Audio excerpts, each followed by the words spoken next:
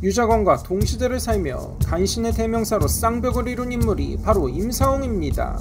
그러나 그는 당대 최고의 명문가 출신에 촉망받는 엘리트로 살다가 나중엔 역사상 최악의 소인배 간신으로 타락하게 되는데요. 대부분의 흔한 간신의 전형적인 모습과 거리가 멀었던 미스테리한 간신 임사홍의 이야기 지금 시작합니다. 임사홍은 1445년생으로 그의 아버지 임원주는 좌리공신에 책봉된 재상이었으며 임사홍 본인 또한 효령대군의 아들 보성군의 사위가 되며 왕실과도 인척관계를 형성한 명문가였는데 여기에 더해 임사홍 본인의 재주까지 뛰어나 서예와 시문에 능하고 중국어까지 능통했으며 세조 11년인 1465년 알성문과에 세조 12년인 1466년 춘시문과에 3등으로 급제하며 벼슬길에 오르죠. 가문의 배경에 본인의 실력까지 더해서 엘리트 보직인 3사의 간관으로 활동하는데 금주령을 어기면 재상들도 엄히 벌해야 한다 주장하거나 당대의 권신 한명회를 탄핵하기도 해서 선배들의 눈총을 받기도 하는 전혀 간신답지 않은 행보를 보이죠. 성종 역시 이런 임사홍의 총애에 성종 6년엔 동부승지에 오르더니 무려 36세에 도승지까지 승진하며 승승장구합니다. 그러나 그는 현실주의적이며 거침없는 성격으로 도학 정치를 추구하는 원론적인 사림 세력과 체질이 맞지 않아서 사림 세력에 대해 늘 비판적이었고 사림 역시 임사홍을 탐탁치 않아 했는데 사림이 보기엔 강직한 엘리트인 척하지만 전형적인 권신가문 출신에다 자신의 아들들까지 예종, 성종의 품하로 만든 임사홍이 위험한 권신이 될 것이라 우려하며 선비 특유의 편협함까지 겹쳐서 임사홍을 소인으로 간주해버리죠. 거기다 출세가도를 달리던 임사홍은 살짝 오만에 빠지게 되는데 성종 7년인 1476년 예종의 제사 때 승지 임사홍이 첫 잔을 받들며 예를 표해야 했는데 이를 소홀히 해서 성종의 질책을 받고 상관인 도승지 현석규가 먼저 죄를 청하란 대꾸에 뺀질거린 모습을 보이기도 하죠. 엘리트 특유의 자부심에 빠져서 다소 오만한 모습을 보이는 임사홍에 대한 사림의 비판은 점차 탄력이 붙기 시작하죠.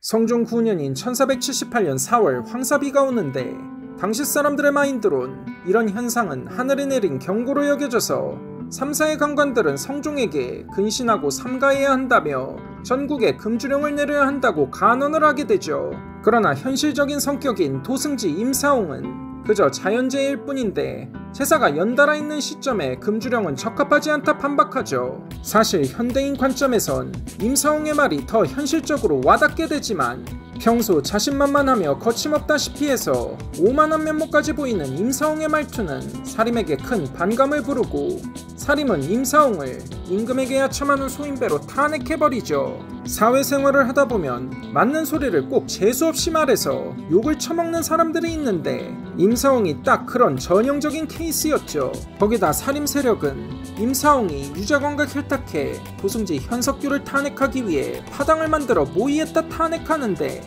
웃기게도 사림 세력들 역시 현석규 탄핵에 패거리지어 가담한 것을 보면 정말 억지도 이런 억지가 없었죠. 그러나 여태껏 임사홍을 커버치던 성종은 갑자기 사림의 말을 수긍하더니 임사홍과 유자광을 유배보내버리죠. 그 당시 성종은 중전 윤씨의 폐비를 추진하려 하는데 필사적으로 반대한 임사홍을 부담스러워해서 이를 핑계로 임사홍을 제거하고 폐비를 추진했다는 썰이 있는데 여튼 이 사건으로 임사홍은 소인배에 낙인이 찍히고 성종이 임사홍을 복귀시키려 할 때마다 사림 측은 계거품을 물며 반발을 해대니 수십 년 동안 철저히 정계 진출이 봉쇄된 임사홍은 연산군 시대가 되어서야 간신히 조정에 복귀하게 되죠.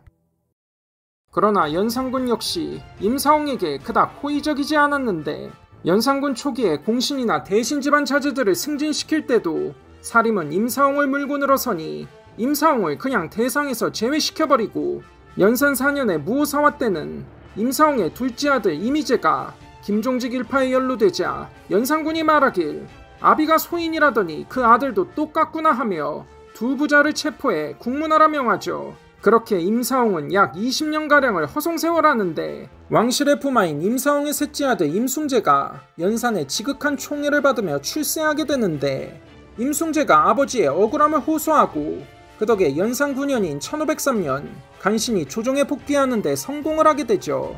그리고 얼마 뒤에 그 유명한 사극의 한 장면이 나오는데 임사홍이 금삼의 피와 연산의 외할머니를 앞세워 연산군의 충동질에 갑자사와의 피바람을 불러일으키게 되는데, 사실 이건 연산군 일기 기록과 야사를 짬뽕한 장면인데, 연산군 일기는 훗날 반정 세력이 조작한 과도한 MSG가 첨가된 역사 기록인데다 그 기록을 봐도 딱히 갑자사와 기간에 임사홍의 존재감이 1도 없었고, 살인이나 훈구 어느 쪽도 속하지 않은 유자건과 다르게 패비윤씨 사건이 터질 시 가장 많이 피를 볼 훈구 측의 일원인 임사홍이 이런 동족상장급 뻘짓을 할 리가 없었죠. 추론을 근거로 해서 정리를 해보면 연산 9년에 복귀한 임사홍은 어떻게든 연산군의 눈에 들고 싶어서, 아니 적어도 찍히진 않고 싶어서 연산이 먼저 패비윤씨를 언급하자 임사홍은 자신이 패비를 막기 위해 애를 썼다는 둥 찌질거렸고, 이미 생모의 존재를 진즉부터 알고 있던 연산군은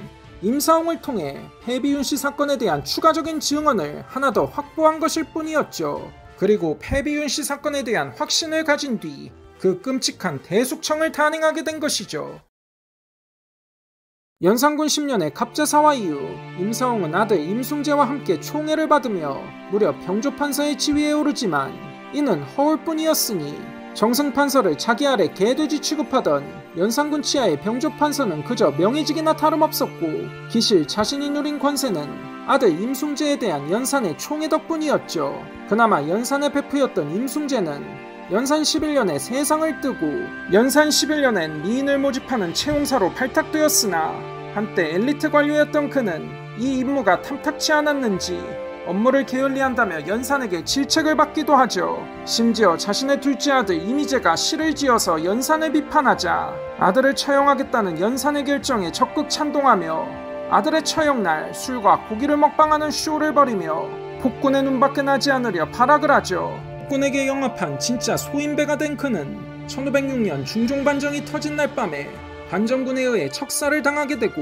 사후엔 부관 참시까지 당하게 되죠. 한때 명문가 출신의 촉망받는 엘리트였으며 다소 오만했지만 현실적이며 타당한 직원도 마다하지 않던 임사홍이었으나 살인파의 억가와 정치적 불운이 겹치며 좌절하게 되고 최후엔 권력의 그늘에 들기 위해 발악을 하다가 끝내 진짜 소인배로 전락을 해버린 것이죠. 어찌 보면 현대사회에서도 많이 볼 수 있는 유형으로 자신의 불우한 처지를 극복하겠다고 그릇된 길로 들어서며 악마와 타협한 파우스트형 인간들이 존재하는데, 임사홍이 간신으로 두고두고 박제된 건 연산군이란 절대악에 영합하며 권력의 그늘에 연연했기 때문이라고 볼 수 있죠. 누구나 임사홍처럼 타락할 수 있다는 점을 명심해야 할 것입니다. 이만 마치겠습니다. 시청해주셔서 감사합니다. 여러분의 좋아요와 구독이 영상 제작의 크나큰 동기이며 원동력입니다.